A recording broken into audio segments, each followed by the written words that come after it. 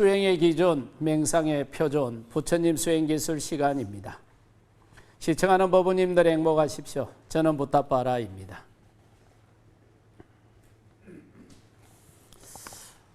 이번 시간은 부처님 수행기술 마지막 시간입니다. 그동안 사용됐던 개념들을 중요한 것만 몇 가지 정의를 하겠습니다. 우리 몸, 이 몸을 부처님은 오감이라고 했죠.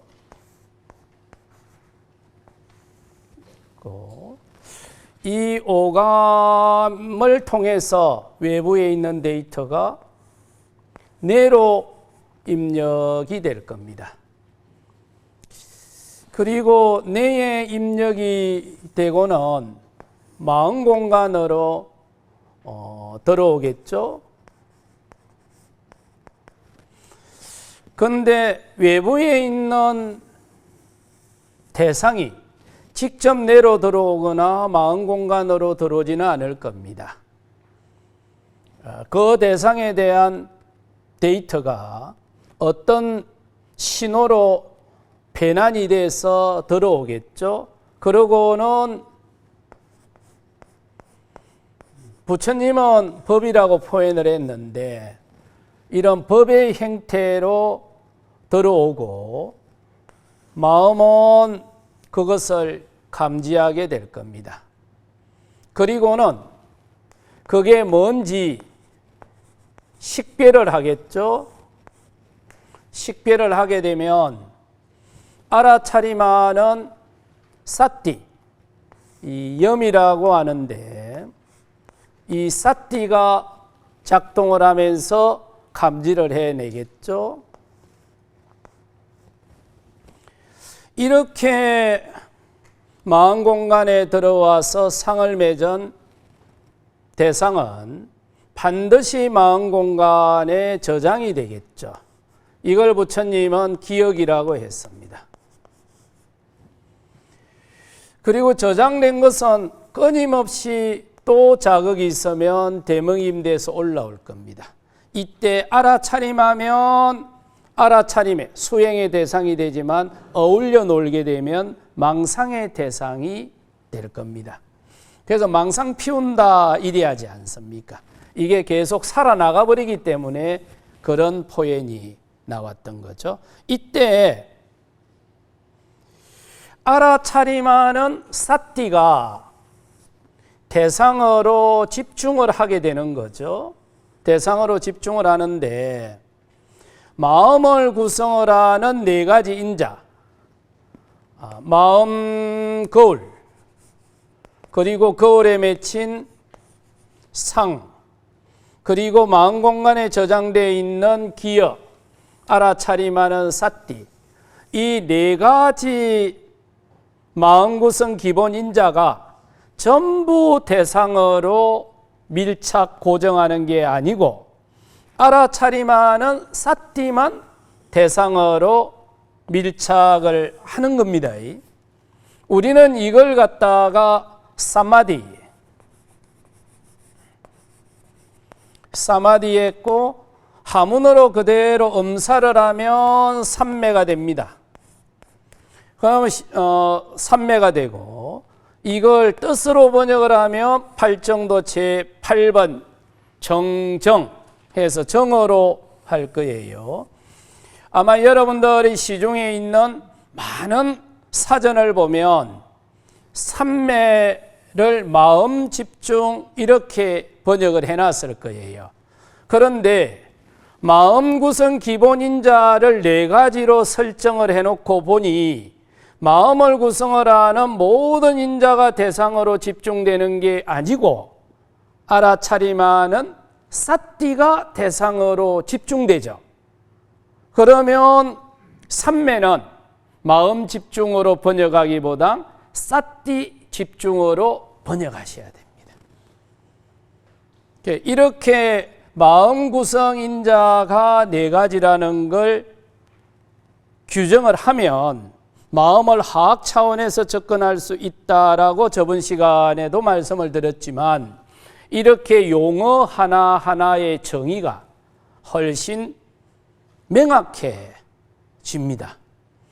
그러면 우리가 일반적으로 삼매, 마음 집중하던 것이 마음 구성인자가 전부 집중하는 것이 아니라 알아차림하는 사띠, 기능이 집중을 하는데 이 알아차림하는 사띠가 신기하게도 근육과 같은 기능을 하는 거예요. 그럼 이 근육과 같은 기능을 하는데 그래서 이게 훈련을 시키면 탄력성이 강화가 되고 훈련을 안 하게 되면 탄력성이 약화가 되는 거예요. 그러면 신경과학을 하시는 분들이나 뇌과학을 하시는 분들은 신경가소성 또는 뇌가소성 이런 표현을 쓰던가요? 그러면 자주 사용하는 신경망은 발달하고 덜 사용하는 신경망은 퇴화한다 이러지 않습니까? 그러면 마음 구성인자 중에 마음 근육과 같은 기능을 하는 사띠도 훈련을 하면 탄력성이 강화되는 거예요. 그러면 이거는 마음 가소성이라고 표현을 해도 되고 사띠 가소성이라고 표현을 해도 됩니다. 그런데 이제 제가 이렇게 만나는 불교도들이나 수행자들이 이 새로운 신조어를 만드는데 좀 주저를 하더라고요. 그 주저할 이유가 하나도 없습니다. 그래서 먼저 선행 연구했던 사람들이 좋은 용어를 쓰면 그걸 도입을 해서 새로운 용어를 만들어 쓰는 겁니다. 마음 거울에 상이 맺힌 마음 공간, 마음 거울 기능을 하는 이게 부처님이 육감이라고 했죠. 그리고 여기서는 알아차림하는 사띠를 칠감이라고 정의를 하죠.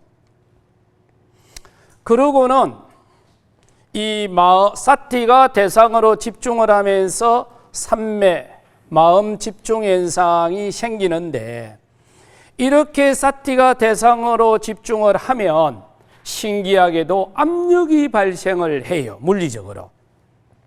그렇게 생기는 압력을 사띠 압력이라고 해도 되고 마음 압력이라고 해도 되고 여기서는 단어를 통일하기 위해서 마음 압력이라고 하겠습니다. 그런데 이 단계에서 기준점을 정해놓고 왔다 갔다 할 수도 있는데 기준점을 정하지 않고 현상이 발생을 하는 대로 그 현상을 따라가면서 알아차림할 수도 있겠죠. 그러면 그 상황을 이빠사나라고 합니다. 그걸 이빠사나 이렇게 하는데 한문으로는 간이라고 표현을 하죠. 그러면 대상을 따라가면서 관찰한다라고 해서 한문으로 번역할 적에는 감법 이렇게 번역을 합니다. 여러분들이 잘 알고 있는 초이선사는 차로 유명합니다만 초이선사 비문에 보면 나는 감법 행자였다라고 표현이 되어 있습니다. 이 말은 나는 이빠사나 수행자였다라는 걸 비문에 표시를 해놓은 거예요. 그래서 한문으로 보면 이빠사나라는 용어가 심심찮게 등장을 하는데 사띠 수행과 이빠사나 수행의 차이가 뭐냐면 경전에 보면 이빠사나도 사띠를 갖고 한다 이랬거든요. 이렇게 사띠가 대상을 알아차림하는데 기준점을 정해놓고 알아차림하면 일반적으로 사띠 수행, 사념처 수행 그리고 기준점을 정해놓지 않고 발생하는 현상을 순서에 따라서 알아차림을 해나가면 이빠사나 그렇게 하는 거고 알아차림하는 사띠가 대상으로 밀착 고정을 하게 되면 마음 압력이 발생을 하고, 이때 마음 압력이 발생을 하면 마음 공간에 떠 있던 탐진치 삼독과 같은 마음 오염원들이 마음 공간 깊은 곳으로 깔아앉고 마음 공간은 고요해진다. 이걸 한문어로는 거칠지라고 쓴 겁니다. 이걸 빨리어 원어는 사마타 해서 사마타 수행 이런 표현을 쓰는 거예요. 이것도 사티가 활용되는 겁니다. 알아차림하는 사티가 대상으로 밀착 고정을 해서 삼매가 생기면 마음 압력이 발생을 하고, 그렇게 생긴 마음 압력으로 마음 공간에 떠 있던 탐진치 삼독과 같은 오염원들이 마음 공간으로 깊은 곳으로 깔아앉게 되면 마음 공간은 고요해지고 평화로워진다 하는데, 이 수행 기술의 차이가 뭐냐면, 알아차림하는 사티는 대상을 알아차림을 하는데 이게 타겟 기법이라고 했죠. 그런데 사마타 기법은 이미지 기법을 씁니다. 이미지 기법을 쓰는데, 사티가 타겟 기법이라면 이미지 기법은 밀착 기법이에요. 저번 시간에 말씀드렸던 것처럼 타겟 기법과 이미지 기법, 밀착 기법의 차이가 에너지 집중도의 차이라고 했죠. 근데 부처님이 6년 동안 고행을 했는데 바로 요 사마타, 이미지 기법의 기술을 사용한 거예요. 그러니까 요 이미지 기법의 기술을 사용하니까 최대치가 비상처까지는 갔는데 도에 못 들어가는 거예요. 그래서 부처님이 보리수 아래로 옮겨서는 이미지 기법을 버리고 알아차림하는 사티 기법으로 기술을 바꿨습니다. 그리고는 밀착 기술에서 타겟 기술로 바꾸니까 에너지 집중도가 폭발적으로 증가하면서 아라한 토가의 문을 열게 됩니다. 그 이후로는 부처님이 제자들에게 수행을 지도할 때는 이미지 기법은 일체 언급을 하지 않습니다. 항상 사티 기법을 기본으로 삼습니다. 그러면 니까야를 보면은 지관상수를 했다는 표현이 많이 나올 거예요. 그럼 여기는 지관상수라는 표현을 썼는데 왜 이미지 기법에 대해서 말씀을 하지 않았다고 하십니까? 하시는 분들이 있는데, 사마타 기술의 핵심도 알아차림하는 사티가 대상으로 밀착을 하고 사티 집중력이 커지고 그 결과 마음 압력이 커지면서 마음 공간에 떠 있던 탐진치 삼독심이 마음 공간 속으로 깔아앉은 거예요. 그러니까 이 기술도 별도의 기술이 있었던 것이 아니라 바로 사티 기술을 그대로 사용한 거예요. 단지 부처님 이전의 수행자들은 이 사티를 밀착하는 데 포커스를 둔 거예요. 그런데 부처님은 이걸 타격하는 쪽으로 기술을 전환시키면서 최고 단계까지 도달하게 됐던 겁니다. 그 이후로 부처님은 사티를 사용하되 항상 타겟 기법으로 쓰라. 밀착 기법은 어떻게 합니까? 밀착 기법은 따로 익힐 필요가 없습니다. 타겟 기법은 밀착 기술을 그대로 선행 선도합니다. 그러니까 알아차림을 하게 되면 알아차림을 했다라는 말은 이미 사티가 대상에 가가 있는 거죠. 그러니 대상에게 사티를 보내려고 노력을 하지 않아도 이미 사티는 대상에 밀착해가지고 있다. 그러니 밀착 기술 따로 사티 기술 따로 쓰는 것은 불필요하다. 그래서 부처님은 그 이후로 당신이 제자들을 지도할 때는 항상 사띠 기법을 기준으로 삼았습니다. 자, 그리고 난 다음에 알아차림하는 사띠가 대상으로 갈 때 마음 공간에 존재했던 과거의 기억들이 끊임없이 마음 공간 속에서 떠오르겠죠. 우리가 새로운 현상을 만나게 되면 그 새로운 현상을 뭔가로 구분을 해야 되는데, 식별을 해야 되는데, 그 식별은 우리가 경험한 과거의 경험치를 가지고 현재를 식별하는 거잖아요.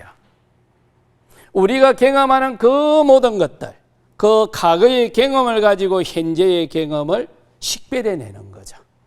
그러다 보니 어떤 현상이 떠오르면 그 현상에 대한 과거의 이미지가 안 좋은 사람은 안 좋은 쪽으로 식별을 해낼 거고 좋은 사람은 좋은 쪽으로 식별을 해낼 거예요.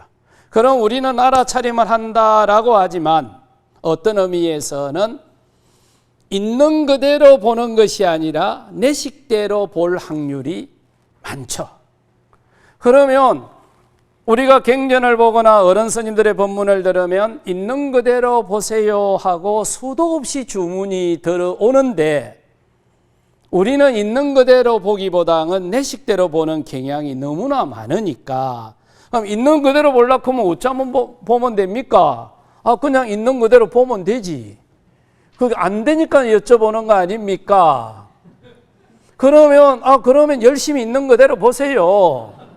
근데 이 수밖에 없는 거죠. 그러면 어떻게 하면 됩니까? 현상을 보면서 현상에 내재되어 있는 실제를 있는 그대로 봐야 되는데 짜증이 일어날 수 있죠? 짜증이 일어날 수 있는데 진짜 짜증이 일어나서 짜증으로 올라올 수도 있고 몸이 피곤해서 별것도 아닌 것이 감인 반응으로 할 수도 있고 내 욕망이 충족되지 못해서 짜증으로 표출될 수도 있지 않습니까? 우리들이 일으키는 짜증의 90%는 욕망의 배경일 거예요. 그러면 짜증이 일어나는 걸 알아차림하는 것은 사띠. 짜증이 일어난 걸 보면서 짜증 밑에 있는 실체가 축 보여지는 거는 삼빠자나. 그래서 경전을 보면 사띠와 삼빠자나를 가지고 사념처 수행을 하세요 하고 수도 없이 반복을 하고 있습니다. 그럼 그걸 어떻게 하면은 삼빠자나 수행을 할 수 있습니까? 행동하기 전에 일어나는 의도를 먼저 포착하는 훈련을 하세요. 그 포착하는 훈련이 6단계 수행에서 의도 알아차림 하는 거죠. 이거는 삼빠자나 수행을 설명할 때 자세히 설명을 했습니다. 그게 삼빠자나죠.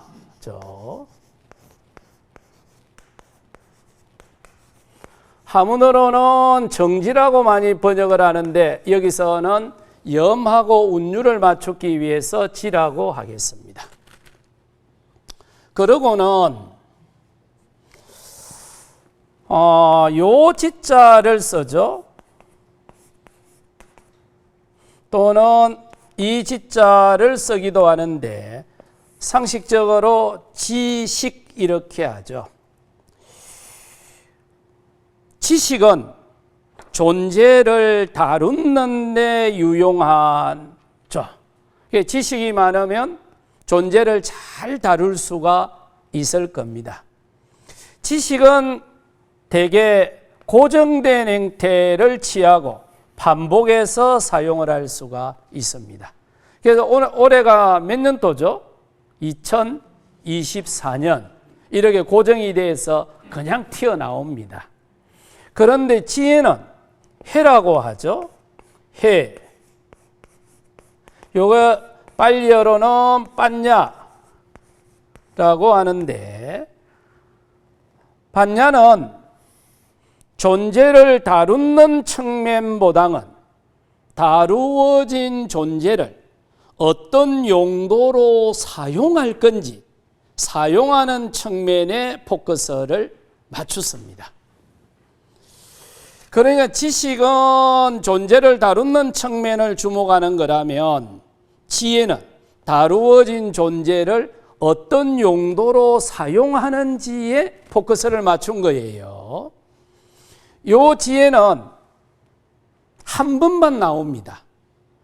상황에 따라서 한 번 딱 나와버리고, 동일한 상황은 단 한 번도 반복되는 적이 없지 않습니까? 우리가 살아가는데 비슷한 상황은 끊임없이 반복될 수 있지만 동일한 상황은 딱 한 번 경험하게 되겠죠. 그 경험에 한 번만 나오게 됩니다. 굉장히 유동적이죠. 자, 지식이 풍부하면 총이나 자동차를 잘 만들겠죠.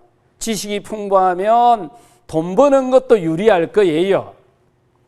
그런데 그렇게 만들어진 총으로 사람을 죽이는 데 쓸 건지 살리는 데 쓸 건지는 사람이 결정하는 거잖아요. 그러니까 여러분들이 절에 오니까, 수행처에 오니까 지식을 강조하던가요, 지혜를 강조하던가요? 지혜를 강조하잖아요. 바로 이 지혜의 쓰임새가 이거라는 겁니다. 그러니까 지식은 사회에서 학교나 연구소를 통해서 익히시고, 그러면 삶이 좀 유리해질 거예요. 삶에 필요한 에너지를 내 쪽으로 집중시킬 수 있겠죠? 그런데 그렇게 집중된 에너지를 어떤 용도로 사용할 건지는 지식이 결정하기보다는 지혜가 결정하는 확률이 훨씬 많아요. 그러니 우리가 수행을 하고 절에서 어른 스님한테 법문을 듣고 하는 것이 지식을 키우는 것이 아니라 지혜를 성장시켜서 내 삶을 어떻게 관리할 건지를 배우는 되지 않습니까? 그래서 내 마음에 있는 마음 오염원을 제거하고 내 마음을 맑히면 우리가 살아가는데, 살아가면서 만들어놨던 그 수많은 재화들, 그 수많은 에너지들을 어떤 용도로 사용할 건지를 결정하는 그 능력을 키우는 거예요. 이거는 다른 사람으로부터서 배울 수도 있지만 자기 스스로 마음에서 우러날 적에 힘이 클까요? 그러니 절에 오니까 뭘 결차 주던가요? 와서 배나 발만 보라 하던가요? 그냥 배나 발만 보는 겁니다. 그런데 한 생각이 문득 올라오죠. 그 한 생각은 대부분은 내 인생을 어떻게 경영할 건지에 대한 생각들이잖아요. 자, 이렇게 해서 우리가 16강 동안 진행해 왔던 그 수행의 기술에 관련된 중요한 개념들은 짧게 말씀을 드렸습니다. 저는 요즘 주로 제가 하는 일은 부처님이 성도한 부다가야에서 인도 스님들을 양성하는 일을 하고 있습니다.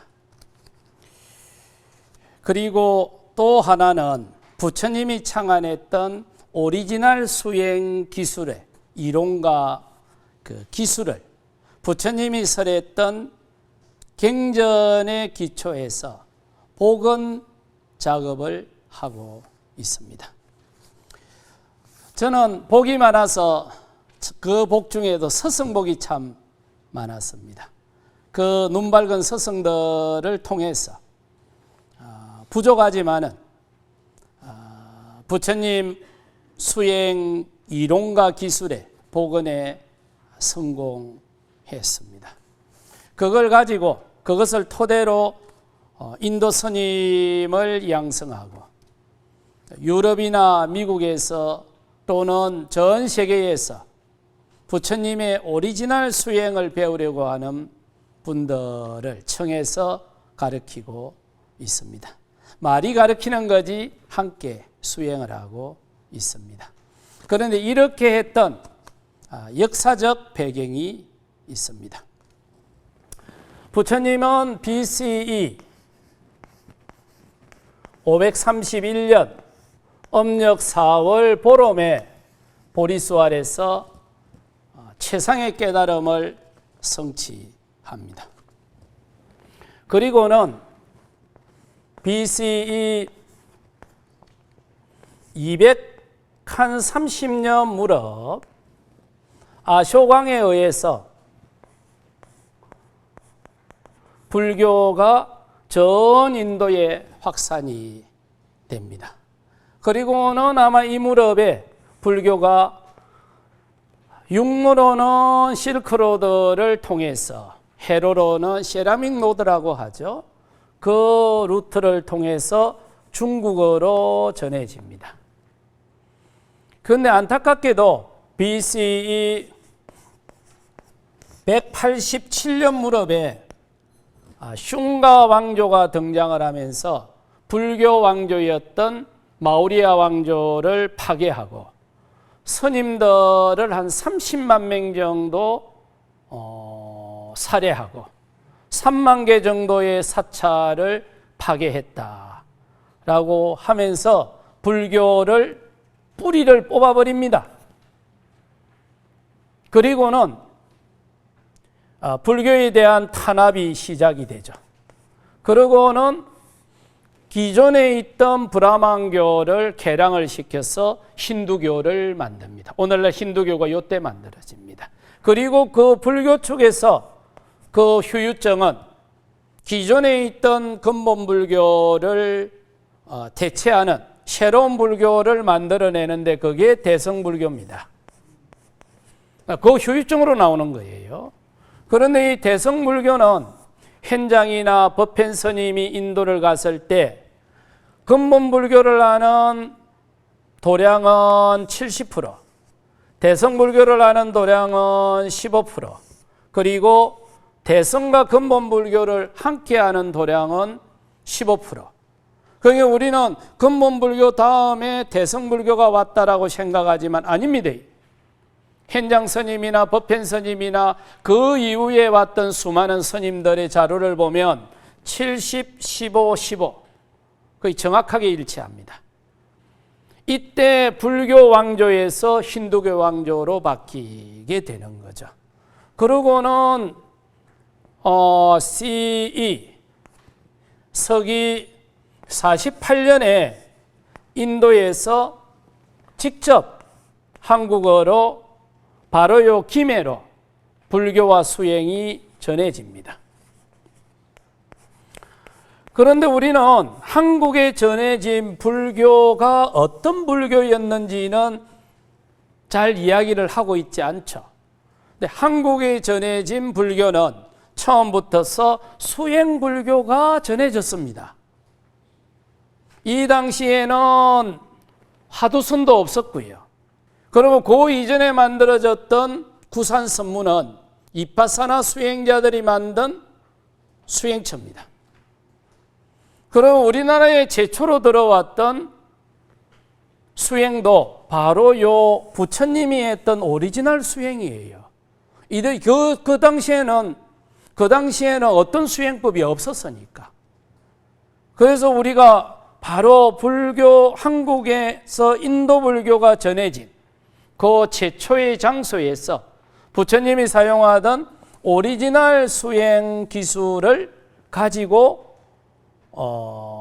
수행 운동을 합시다 했던 이유고, 김수로 왕이 김해에다가 도읍을 정할 때도 이 김해는 16아라한이 머물 만한 곳이다. 그래서 내가 여기로 도읍을 정했다라고 기록이 되어 있습니다. 그러니까 요 김해 지역은 처음부터서 수행에 기반한 문화였습니다. 그런데 1200년대가 되면 인도 전역이 이슬람의 지배를 받으면서 이슬람화 되어버리죠. 그러면서 불교는 인도에서 철수를 합니다. 그 철수한 불교가 오늘날 티베트 불교입니다. 그러고는 1600년이 돼서 이슬람의 세력이 태조하고 힌두 왕조가 등장을 했는데 힌두교는 오늘날처럼 살아남았지만 불교는 아직까지 복원이 되고 있지 못합니다. 물론 여러 이유가 있을 겁니다. 그리고 1800년대에 접어들면 서구의 고고학자들, 특히 영국의 고고학자들에 의해서 부처님이 활동했던 유적지가 다 복원이 되기 시작합니다. 발굴이 되는데 불교를 위해서 발굴한 것이 아니라 자신들의 학문적 업적을 위해서 발굴을 한 겁니다. 그게 오늘날 4대 성지 그리고 8대 성지의 형태로 남아가지고 있습니다. 그러고는 1891년 1월 22일 날 우리가 한 번 정도 들었던 대원력가 아나까리카 담마빨라에 의해서 22일이 그분이 일본 스님과 함께 부타가야에 온 날입니다. 그런데 부타가야에 와보니까 사방 1마일 정도가 불상이 깨져서 흩어져 있고 그리고 부타가야 대탑은 힌두교 사원으로 바뀌어 있었습니다. 그래서 이분이 거기서 대원력을 발언합니다. 내가 모든 것을 다 바쳐서 4대 성지를 불교도들이 관리할 수 있도록 바꾸겠다. 이렇게 해서 오늘날 4대 성지, 8대 성지가 불교도들이 오늘날 형태로 갖추었습니다. 그러나 불행하게도 부타가야 대탑은 아직도 소유권이 힌두교가 가지고 있습니다. 그런데 이분이 평생을 노력했는데 돌아가시기 바로 직전에 크게 한탄을 하는 적이 있습니다. 인도 불교를 되살리기 위해서는 인도 스님을 양성해야 되는데 내가 4대 성지 회복 운동에 내 인생을 다 바쳐서 남아있는 시간이 없다. 그래서 스님들을 교육시키려고 준비를 하다가 돌아가십니다. 그리고 그분이 그 일을 하려고 세웠던 법인이 그 유명한 마하보디 소사이어티입니다. 이걸 한문으로 그대로 번역하면 대각회입니다. 그런데 지금도 그분이 돌아가신 지 100년이 지나도 아직 스님 양성을 손도 못 대고 있습니다. 그러다가 1956년에 아마 10월 14일이던가요. 인도 출신의 원력가가 한 분 더 나옵니다. 이분이 그 유명한 암베드카르입니다. 이분이 오늘날 인도 헌법을 다 초안을 합니다. 이분은 인도의 최하층민 출신입니다. 태어나서 보니 하층민이 되어 갖고 있고 내가 이 불평등한 계급사회를 어떻게 하든 타파하겠다 하는데 그래서 힌두교를 버리고 부처님의 평등 사상을 갖고 불교를 부흥을 하겠다고 하는데 포인트는 불교 부흥보다 계급 해방이었습니다. 그런데 이분들이 오늘날 인도의 20%예요. 그게 14억 인구 중에 20%가 부처님의 사상을 갖고 하층민 해방운동을 하고 있는데 이 정치적인 파워가 막강합니다. 그리고 불교에는 상당히 친화적입니다. 그러고는 1959년입니까? 이 달라이라마 스님이 3월 달에 인도로 망명을 해 오시죠. 그런데 안타깝게도 티베트 불교만 주목을 하고 인도 불교는 아무도 주목을 하지 않습니다. 그래서 제가 1992년 3월 달에 통도사에서 은사스님 그 말씀에 따라서 인도의 스님들을 양성을 하자라고 마음을 냈는데 그 뭐 지혜도 부족하고 경험도 일천하고 해서 한참 있다가 2000년에 이제 인도로 가서 인도 스님들을 양성하는 일에 착수를 했습니다. 그때만 해도 30년이면 될 줄 알았습니다. 그런데 작년이 30년 되는 해였는데 30년을 해놓고 보니까 300년은 해야 되는 일이더만요. 그래서 제가 좀 오래 살기로 했습니다. 300년까지 살란지는 모르겠는데 어쨌건 인도 불교를 복원하는데 가장 중요한 것은 스님을 양성하는 겁니다. 부처님도 스님이었지 않습니까? 단 한 명의 최초의 스님이었던 부처님이 오늘날 불교를 다 만들고 수행을 다 만든 거예요. 스님이었고 성가가 없으면 어떤 경우든 불교나 수행은 지속 가능하게 법을 이어갈 수가 없습니다. 1200년대에 인도에서 불교가 망하니까 1400년대 되니까 중국 불교가 쇠퇴해버렸고 1500년대 되니까 한국은 불교가 없어져 버렸지 않습니까? 그러니까 불교와 수행에 관해서는 인도가 주류예요. 우리가 알고 있는 그 수많은 모든 것들은 인도 불교가 만든 거였습니다. 그리고 중국 불교나 미국이나 우리나라에서 수행이 필요하거나 불교가 필요하거나 새로운 에너지가 필요할 때는 항상 인도 불교에 가가지고 그 에너지를 받아왔습니다. 그런데 인도 불교가 없어지고 나니 에너지를 받아올 때가 없었던 거예요.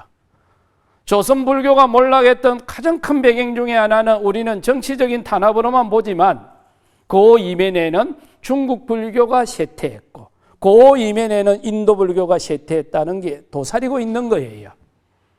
따라서 우리는 인도 불교를 되살려서 그 신선한 에너지를 전 세계에 공급하자.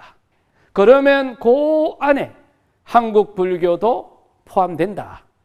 한국에서 한국 불교를 되살리려고 해도 역사적 한계가 너무나 많을 거예요. 그런데 전 불교사를 통해서 가장 상징적이었던 것, 부처님이 최상의 깨달음을 얻었고 모든 불교와 수행의 원천 에너지는 인도 불교 바로 보리수 아래였습니다. 그래서 저희들은 이 일을 하려고 후원의 보디터리를 만들고 지난 30년 동안 120억 정도를 모금을 했습니다. 그리고 3년 전에 조계종에서 분향사를 지어주셨고 그 학교 안에 분향사가 있습니다. 동국대학에 가면 정각원이 있듯이 저희들이 인도 스님을 양성하려고 만든 국제수행학교 인터내셔널 사티스쿨 안에 조계종에서 분향사를 지었고 전국 비구니회와 백천문화재단에서 보건소를 지어서 같이 활동을 하고 있습니다. 그리고 지금 스님들이 30명 정도 어린 스님들이 출가를 해서 공부를 하고 있고 저희들은 한 2027년 정도 되면 200명 정도로 늘어날 거고 2030년까지는 500명 정도가 기숙을 하면서 부처님의 가르침을 배우고 수행을 익혔어. 이분들이 인도 불교를 복원하고 전 세계에 수행을 가르치는 눈밝은 서성으로 성장해 갈 거라고 저는 확신합니다. 이제까지 부처님이 설한 팔정도 수행 체계의 기초에서 부처님 수행 기술을 함께 살펴보았습니다. 많이 거칠고 또 제가 설명하는 수준도 그렇게 충분하지 않을 겁니다. 저는 이 시간을 진행하면서 제가 더 많이 배웠고 또 제가 생각이 훨씬 더 치밀해졌습니다. 그 다음에 놓치는 것도 많이 발견을 했습니다. 어쨌든 이 시간 함께 해주셔서 정말 고맙고 꼭 부탁드리고 싶은 것 수행의 끈 놓지 마시고 힘들면 조금 쉬어서 가더라도 아라한 도가를 성취하고 부처를 이루는 그 순간까지 수행에 매진해 주시기를 간곡히 부탁드립니다. 지금까지 수행의 기준, 맹상의 표준, 부처님 수행 기술의 붓다빠라였습니다. 함께한 법부님들 행복하시고 저는 다음에 2년 되면 다시 뵙도록 하겠습니다. 이마야 담마 누담마 파티파티야 부땅 푸제미 이마야 담마 누담마 파티파티야 담망 푸제미 이마야 담마 누담마 파티파티야 상강 푸제미 사두 사두 사두